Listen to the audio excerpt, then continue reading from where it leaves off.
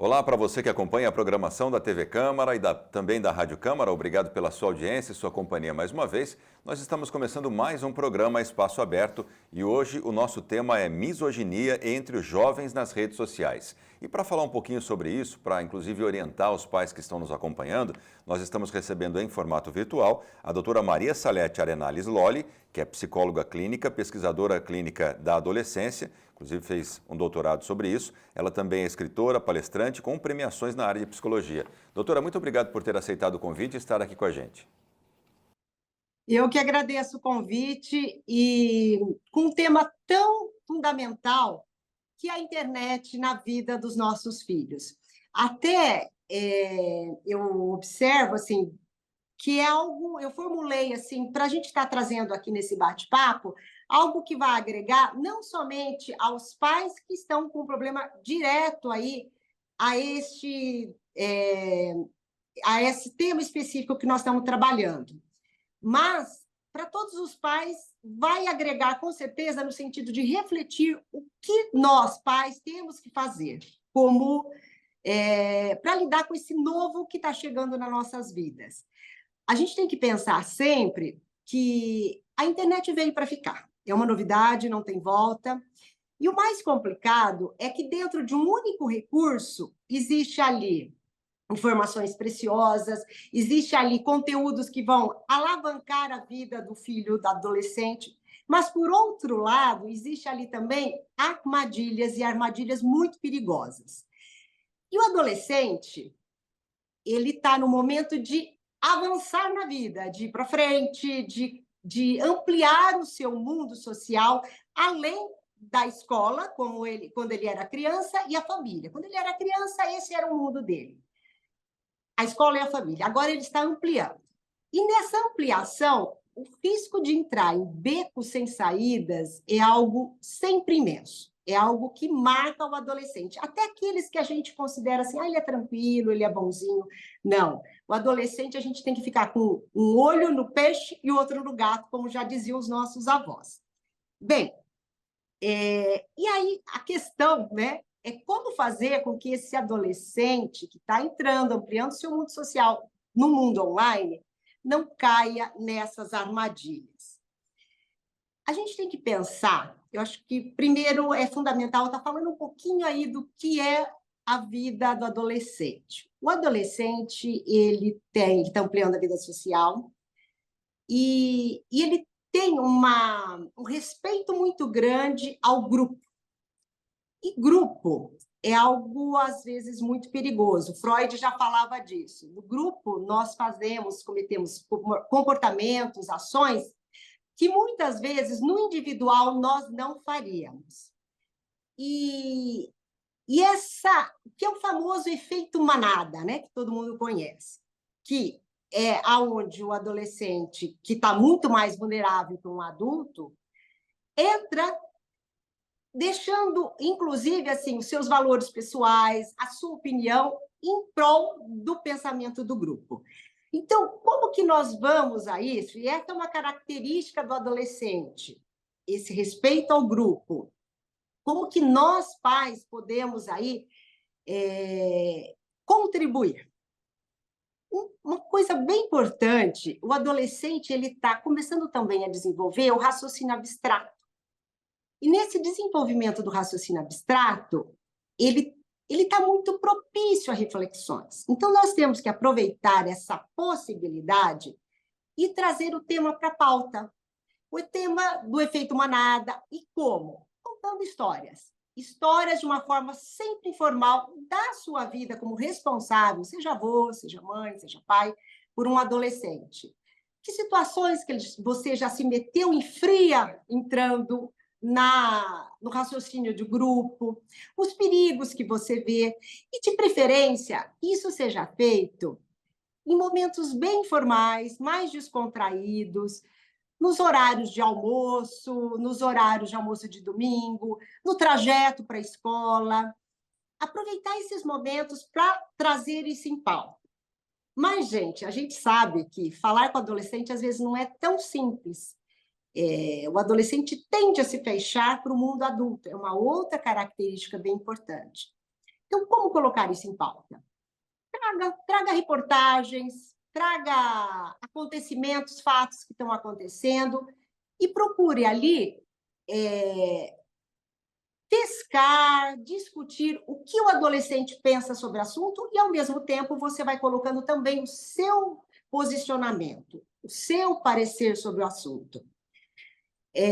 Também é bem importante estar trazendo isso num outro formato, fica uma dica aí bem preciosa para os pais, que é colocando uma pergunta: o que os seus amigos pensam, por exemplo, sobre misoginia? Qual é o parecer deles? Ou outros pontos também aí que você está preocupado com o seu filho. Por quê? Né? Pornografia, etc. E tal. Por quê? Falando do amigo, fica mais fácil dele falar, na verdade, de si. Então, anotem essa dica, porque ela é muito preciosa, muito funcional, só que, com o adolescente, nós temos que fazer de forma pontual, porque ele logo percebe que ali você está jogando uma estratégia para pescar a ideia dele. Então, pontualmente, essa é uma questão bem valiosa que eu indico para os pais e até para os profissionais da área, quando eu dou meu curso de capacitação, que usem esse recurso de falar do outro e não de si. Agora, doutora, um detalhe interessante diante da sua fala, e para a gente entrar na questão da misoginia mais propriamente dita, é claro que esse efeito manada é algo muito antigo, né? Todo mundo quer ser aceito pelo grupo e por isso acaba cedendo aos seus conceitos básicos ali para poder entrar no grupo, para fazer parte. Isso realmente já é muito antigo.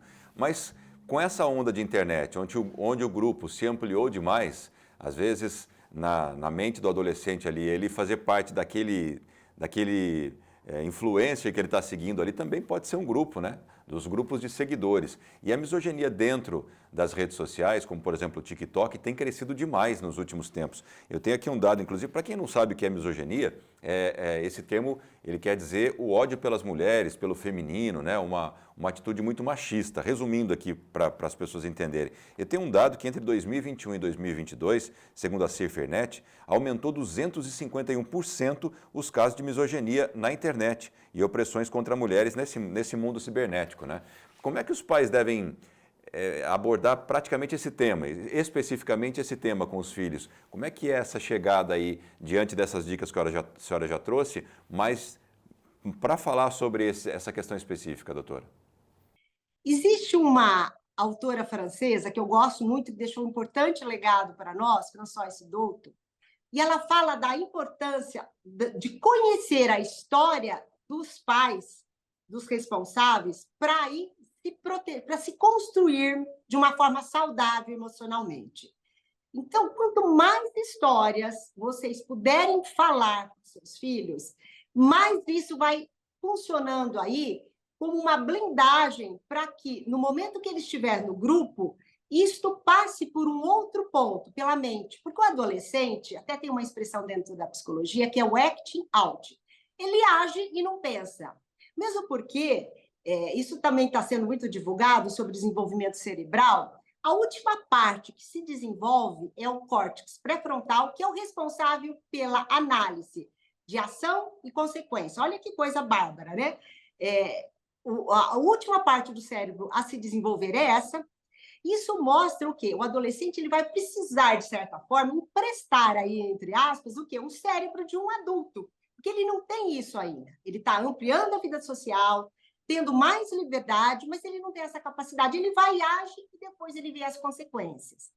E nesse ver as consequências, às vezes existem becos sem saídas, às vezes existem situações que colocam a vida dele em risco. Então, pode ser tarde demais.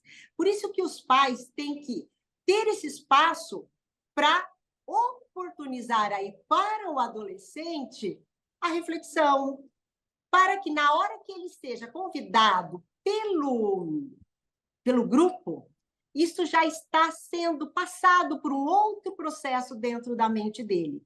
E aí nós diminuímos o quê? O risco dele ingressar dentro da opinião do grupo sem pensar muito, sem pensar os valores dele, sem pensar os valores pessoais, familiares. Então, essa é uma estratégia bem importante para a gente estar ampliando aí essa possibilidade de proteção desses ingressos em opiniões de grupo sem nenhuma reflexão. Perfeito, doutor. Eu acho que é uma dica valiosa e principalmente na prevenção, né? Quanto mais isso for executado antes de o adolescente já ter caído em algum grupo ou entrado com alguma atitude que indesejável, ele pode ser blindado por essa atitude. Mas vamos supor que os pais acabaram bobeando ou até pondo na prática que não tinham assistido a nossa entrevista aqui ainda e não perceberam que o filho estava se envolvendo com um grupo misógino no TikTok, por exemplo, e passa a ter esse comportamento no dia a dia. É possível ainda, já que não foi prevenido, remediar essa situação e conseguir fazer com que o filho entenda, acabe com essa atitude misógina? Boa pergunta, André. Porque cada vez mais os pais, quando observam, o problema já está bastante avançado. E, nesse momento, eu sempre digo para os pais que eles vão ter que ter aquela força, sabe aquela força daqueles avós que vão e tiram uma criança de dentro da boca de um jacaré, né, que ficou muito famoso alguns anos atrás? É essa força. E eles vão ter que realmente, neste momento, ter o quê? Pulso firme, regras mais rígidas. E para falar de como fazer isso, eu vou estar trazendo uma reportagem que eu vi no Jornal Nacional. Foi em 2017, porque eu lembro exatamente onde estava quando eu assisti essa reportagem. Não consigo mais esse arquivo, gostaria muito de ter. Mostra uma passeata de uma multidão de jovens. Em 2017, era o Obama, que era presidente. E no meio dessa multidão que estava passando ali na rua, na calçada, uma mãe reconheceu o filho lá no meio. E ela toma a seguinte atitude. É curioso, porque assim, adolescente, quando está em banda, eles são muito iguais, se vestem muito igual, mas ela pegou o filho lá no meio, aquele olhar de mãe mesmo. E ela entrou no meio daquela multidão, né? Olha o risco que ela, inclusive, correu, avançando ali naquele meio, e puxou aquele garoto, o filho dela, pelo braço. Tá? O que ela estava dizendo ali? Olha, isto eu não quero para você. Não é isto que eu desejo para você. Os nossos pais, no passado, usavam o seguinte ditado: você não é todo mundo. Tá? Na verdade, você é especial. Tá? Essa mãe está dizendo, de certa forma, assim, eu não quero que você seja todo mundo. Como diziam os nossos pais. Então, até resgatem aí, pais, os ditados dos nossos pais, eles eram preciosos, né? Alguns até não são centenários, mas milenares, foram passar de geração para geração. Esses ditados assim, nos dão grandes oportunidades de reflexão para que o adolescente reflita. Bem, e o mais interessante foi a observação do Obama sobre essa mãe. Ele disse o seguinte: os Estados Unidos precisa de mais mães assim.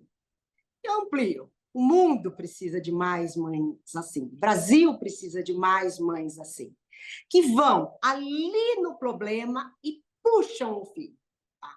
Então, eu estou colocando essa história, que eu acho belíssima, assim, morro de vontade de ter esse arquivo aí do Jornal Nacional em mãos. Por quê? Já tentei procurar e não consegui, mas por quê? Porque ele retrata a forma como os pais têm que atuar no momento que o adolescente avança por um caminho que está ultrapassando alguns limites. É realmente pegar no braço e puxar. Agora, doutora, a gente vive numa era em que, num momento da sociedade, em que a liberdade ela é uma moda também, né? O jovem tem que ter liberdade para isso, os pais não podem controlar tanto isso. Existem, claro, opiniões controversas, né? Um exemplo disso que a senhora falou, não é uma passeata, mas é um mundo digital. Os jovens hoje ficam demais frente às telas, consumindo demais conteúdos, seja em TikTok, Instagram, YouTube, Facebook e uma infinidade de outras redes sociais que a gente tem aqui, algumas específicas para jovens, né? Essa liberdade, até onde vai essa liberdade no seu ponto de vista e até onde vai a necessidade dos pais controlarem o acesso? Tem algum dado interessante que a gente possa citar aqui de tempo que ele pode ficar na tela? Como é que a senhora enxerga essa questão? Olha, esse é um ponto bem importante que você está colocando aqui em pauta. É muito complicado o tempo. a gente definir exatamente, porque ele é muito pequeno, pensando que nesse mesmo aparelho ele faz tarefas escolares, ele tem bons contatos também, ele faz pesquisa. Então, o tempo que normalmente se preconiza, ele tem que ser muito discutido aí, pais responsáveis e o adolescente. Mas ele tem que ser limitado, porque o adolescente, gente, ele vai, tá? Ele não tem noção nenhuma do tempo futuro, de planejamento, ele pensa no presente. O raciocínio do adolescente é o tempo presente, é o que é gostoso, o que é bom neste momento. Então, são os pais que realmente vão ter que fazer aí alguns recortes, e lembrando que adolescente dá nó em pingo d'água, é uma característica deles. Então, os pais vão ter que ali realmente acompanhar o máximo de perto, o que não é fácil, porque o adolescente, nesse momento, ele está exigindo alguma privacidade. Normal, gente. Tá? Se a gente pensa bem, eles estão começando a namorar, então, às vezes, algumas conversas eles não vão querer que seja vista pelos pais. Eu lembro da minha mãe faleceu recentemente, e com 94 anos, e aí ela estava contando mais as histórias dela, e eu achava muito bacana, porque ela trazia a adolescência dela, né? Quer dizer, num mundo tão distante do nosso. Então, ela contava que o meu pai chegava na casa, eles ficavam na sala, num lugar onde era de passagem de todos. Todo mundo conhece essa história desse namoro ali, sem pegar na mão, uma conversa, no máximo pegar na mão, e uma conversa ali meio pouco. Mas ela contava que o nono chegava e sentava na sala, junto com eles. E aí eles paravam de conversar. E eu lembro da indignação dela. Você acha fazer isso? Né? Que coisa desagradável. Bem, então, nós vamos, sim, ter que conceder alguma privacidade, mas nós temos que tomar muito cuidado, que a privacidade não pode ser total, e, inclusive, ela tem que ser merecida. Se algo que é observado, que você está levantando aí um alerta, que você está preocupado, opa, está existindo um mau uso, um uso aonde vai levar esse adolescente para baixo e não para cima, é seu direito, é seu, não só direito, mas dever como pai, de dar, sim, alguns cortes importantes, tá? Então, o controle desse limite de tela é fundamental. Pais, quanto mais cedo, melhor, porque aí fica muito mais fácil as negociações. Olha, eu não quero, eu não vou ficar mexendo, mas eu não quero senha. Se isso começa muito cedo, lá na pré-adolescência, fica mais fácil as negociações posteriores. E também, hoje, eu sempre digo assim, nós estamos num mundo que ele está numa velocidade muito grande. Então, o que estava certo ontem não dá certo hoje. Eu lembro de mães que estão aí na faixa de 28 anos me dizendo assim, Salete, a minha mãe, né, eu já vivi na era da internet, mas a minha mãe, quando chegava 10 horas da noite, ou 9, né, aí é importante assim, o valor de cada mãe, a posição de cada responsável, mas dava tal horário, ela pegava o modem e levava para o quarto, não tinha o que fazer. Hoje, com 3G, 5G, os pais não podem mais fazer esse tipo de controle. Então, mas nós temos uma novidade, que é usar aplicativos para controlar aí o tempo de limite de tela. Então, vão atrás desses aplicativos, vão atrás de negociações com senha, porque realmente, gente, são lugares. O adolescente pode entrar ali em becos sem saída, sem sombra de dúvida, nesse mundo virtual também. Outro ponto também que eu considero essencial é que os pais limitem alguns momentos que não é para usar o recurso. Por exemplo, horário das refeições. Né? É muito comum o adolescente estar ali no quarto comendo. É direito do adolescente, é dever do pai colocar esse limite, esse corte. Por quê?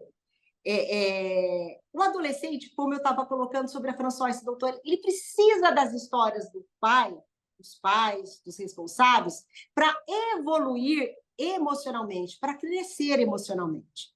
Quando a gente não dá nem esses espaços, eles ficam ali focados na tela, o que acontece? Eles não absorvem essas histórias, que são matérias-primas, que são abstratos e fundamentais, que vão adubar a saúde mental do adolescente.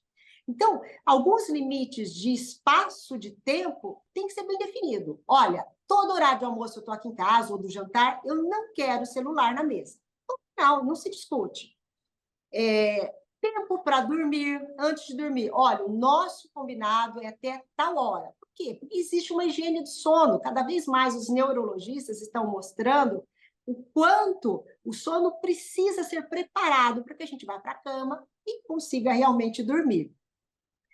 E com isso, né, se não existir aí algum limite, o que acontece? O adolescente acaba sendo prejudicado dentro do rendimento escolar e assim por diante.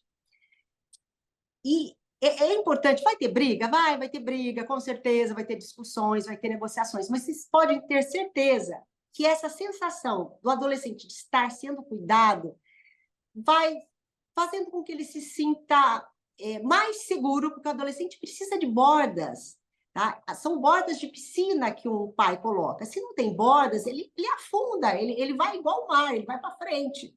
Então, isso, na verdade, traz tranquilidade. Então, pais vão ter brigas, mas são brigas necessárias. Inclusive, quem se interessar, existe uma aula preparada no link da minha bio, Arenales Books, que vocês podem estar acessando ali gratuitamente dentro do Instagram. Nessa aula eu falo da diferença de brigas necessárias e brigas desnecessárias para o adolescente. Eu acho que vale a pena acessar, porque vai agregar aqui. Bem, horário de almoço, como eu coloquei, reuniões em família. Filho, domingo, na hora que a gente está lá na casa da avó, eu não quero o uso de celular, pelo menos por tanto tempo. Então, isso vai fortalecendo, sim, esses espaços para que o adolescente comece a viver a vida real. E eu digo sempre para os pais, quanto mais estresse ele tiver, é sinal que a dependência está começando. E nós demoramos para descobrir isso, né? Eu peguei a entrada da internet ali na clínica. Eu lembro de casos caóticos e, na verdade, depois nós fomos percebendo que estava ligado ao uso de jogos eletrônicos. Então, o efeito da tela dentro da mente do adolescente, da criança, são pesquisas recentes. Bem, outro ponto também que eu sempre falo muito para os pais é criar alternativas offline. Criar momentos de lazer, sempre pensando no gosto, nas preferências do seu filho e não nas suas, né? Eu gosto de pescar, mas meu filho ele odeia o pernilongo, então esse não é uma alternativa interessante. Mas dentro do que você vai observando de preferência do seu filho, no mundo fora do contexto da internet, vá criando trilhas, né? Londrina tem umas trilhas gostosas de caminhada, jogos de tabuleiro, compre jogos de tabuleiro, gente, o baralho, o buraco, o famoso buraco, né?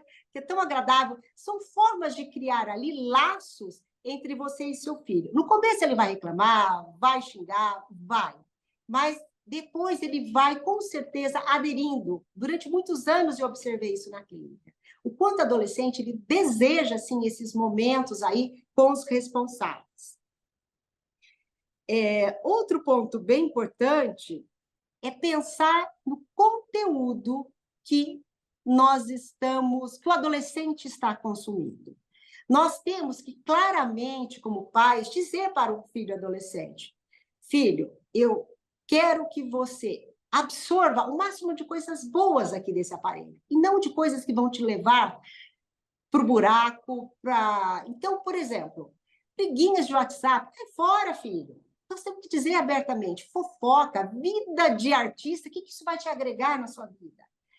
Nós temos que ser muito claros, né? Vai atrás de algo que vai realmente te dar frutos, fazer você avançar na vida. O adolescente precisa escutar isso em palavra dos pais, porque isso é, na verdade, apostas. François Doutor falava muito: adolescente precisa de apostas. O que são apostas? Filho, aposta em você, né? Você vai ter um futuro bacana, você vai construir uma história legal. Aqui não, né? Agindo dessa forma, não. Então, quando a gente dá apostas, a gente está dando um passe aí para o nosso filho adolescente, que é essencial. Doutora, para a gente entender essa questão da privacidade, qual é o limite entre a privacidade e a liberdade dos adolescentes dentro do mundo digital?